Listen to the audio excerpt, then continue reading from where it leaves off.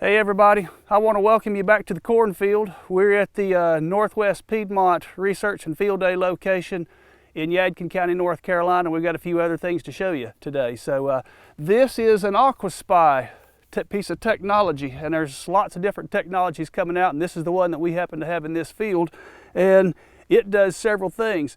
You've seen a picture of the probe that's in the ground. That thing's 4 feet long, and it has readings every 4 inches, which makes it quite interesting.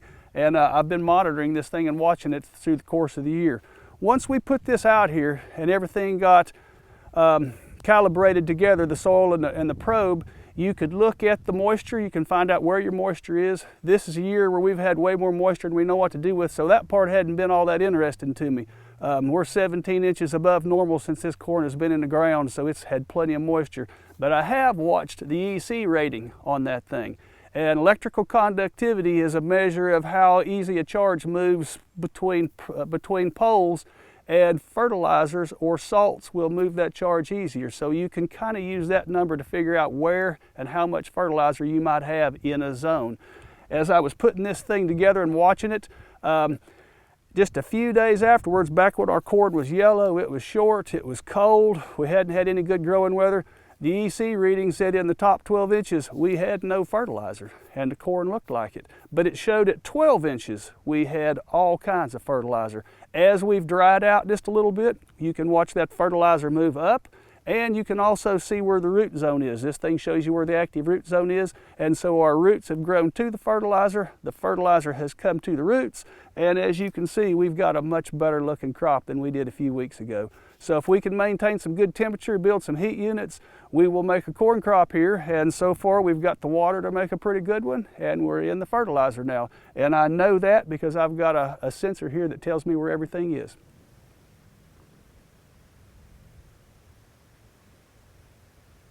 There's two things you can notice. We have a dark layer of soil, and then it turns red. And that's not typical of the Piedmont soils. Mostly they're red all the way to the top. So, you know, there may be some soil type things going on in here too, but I also think this is a long-term waste field. It's a long-term cover crop field, and I do believe we have made some soil improvements because of those two long-term practices. So you see this great big dark layer, that's where most of our roots are. You can see corn roots right here. You know, that's a foot off the plant. And you can see we've got a pretty good root system in this top gray layer. Now, the AquaSpy tells me that I have roots at 32 inches. This ground's too hard and too rocky to dig 32 inches very easily, and I didn't get out here early enough to start that today either. So I've got this thing dug down to about 15, 16 inches, somewhere like that. And even this is roughly the 12-inch mark where I've got my screwdriver, and you can see we have roots. We've got white roots coming down this far. We've got good roots all the way down to about 12 inches at least. There's a root right there at about the 15-inch mark. And what my AquaSpy sensor is telling me is my fertilizer is primarily at 12 inches deep. It's coming back up, but the bulk of it's at 12. My roots are at 12 or deeper, and my pit proves that out. At 12 inches, I've got plenty of roots where my fertilizer is, which is why my corn tends to look pretty good.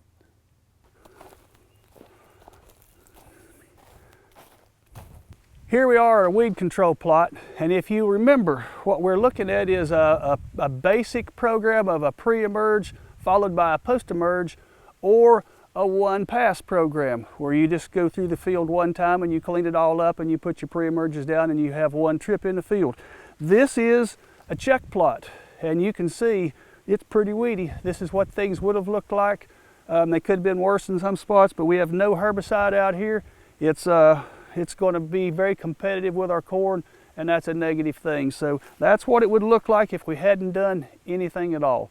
And prior to coming in with the one pass program, we were starting to get a little bit weedy like this too. Obviously it wasn't nearly as bad.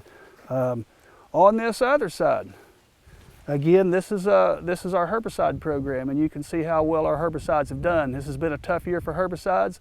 Lots of water, lots of cool temperatures, slowed the corn down some. That generally allows weeds to grow a little bit better. So if you look down the row, we're exceedingly clean down through there. And one thing I have found, if you use a pre-emerge herbicide and follow with a post, you're going to have very good weed control if you can do things fairly timely. You can come in with a one-pass system and you can clean things up very good, and it can be very clean too. It can be just as clean as the traditional program. Now, what you have to ask yourself is, how much loss have I suffered in yield from that weed competition that occurred before I came in with my one-pass system? Most research says you have lost some yield. Whether it's worth that or not, I don't know. That depends on each individual farmer. But both of the systems have provided very, very good weed control. I'm going to go with the North Carolina data that says the pre followed with a post program gives you a better yield. Hey everyone, welcome back to Yadkin County. We're out here visiting our corn site. The last time we were out here, the corn was at V5, and you can see we've gained a little bit. So last time we were out here, we were at V5. We took some soil samples. We side dress applied fertilizer between 0 amount applied per acre at side dress all the way up to 170 pounds per acre applied at side dress. Last time I believe I misspoke and said 225 pounds at side dress was our highest rate. Actually, it's 175 pounds is our highest rate at side dress. And so that means our total nitrogen application, everything in this field received 25 pounds of nitrogen per acre at planting as a starter fertilizer, and then we side dressed 0 to 175 pounds per acre, which means our total nitrogen is anywhere from 25 pounds all the way up to 200 pounds per acre. And so over here we have side dressed 125 pounds on this plot, and you can see it's really lush, it's really green, we're really progressing through the season. And then just to my left, this is actually a border between some plots. This has only received 25 pounds of nitrogen. And only receiving 25 pounds of nitrogen, you would expect that it would be really nitrogen starved, that we wouldn't have a lot of nitrogen. And so that's the whole point of doing this study. This is a field that's received manure for a long time. And so we're looking at how much residual nitrogen we're actually getting from the soil over time after we've built up soil organic nitrogen. So today we're out here to tissue test to see two things. One, the impact of our nitrogen application rates on tissue nitrogen. So how much nitrogen is actually in the biomass of this corn. The second thing is we're going to follow this all the way to harvest. And so when you submit a tissue test to NCDA, they have a range of nitrogen where they either recommend additional nitrogen application or say that it is sufficient.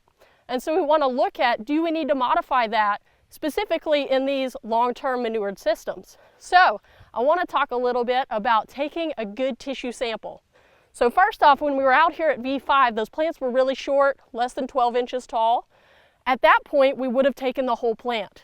But since we have gone past 12 inches tall, now what we're going to take is what's called a most recent mature leaf sample. So what you want to grab are paper bags, and then you also want to grab the right tools. So I have two options here. One are a pair of shears, and so these are really good just because it makes it very easy. One snip, you've got your leaf, it's done. Another option is just a regular old pocket knife. So personally, I like the shears. So let's talk about how to take a good, most recent mature leaf sample. So we're going to practice on this plot right here. So when you're looking at these plants, what you want to look for is called a collar. And so a collar, it's going to be this stripe right here. So the most recent mature leaf is going to be the leaf with a collar that's highest up on the plant. So the one that's most recently matured and developed a collar. So in this particular situation, you can see we've got a collar here, but we also have a collar that is developed on the next higher leaf. So what we'll do is we'll take that sample. We will take 15 to 20 of these from a field. In this instance, we're going to take 15 to 20 from a plot. We'll submit these to NCDA and get a tissue nitrogen result, and we'll have those results for you as soon as we can. So thanks for tuning in.